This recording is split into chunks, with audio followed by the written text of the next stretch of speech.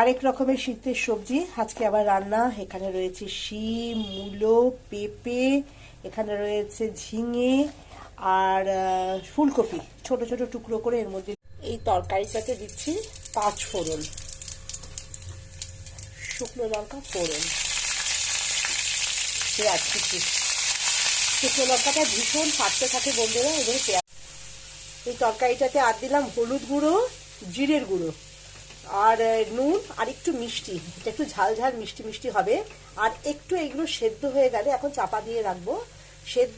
এই যে বন্ধুরা তরকারিটা হয়ে গেছে। এই যে বড়িগুলো পাশ দিয়ে রেখেছি, যে খাবে সে তুলে নিয়ে তরকারির সাথে মেখে নেবে তরকারিটা। এই তরকারিটা তো তোমাদের দেখালামই বন্ধুরা, এটা হয়ে গেছে। আর যেটা করে নিলাম, এই দেখো গরম গরম একদম লেবু পাতা দিয়ে, কাঁচা লঙ্কা, কালো জিরে দিয়ে এই যে কাতলা মাছের ঝোল।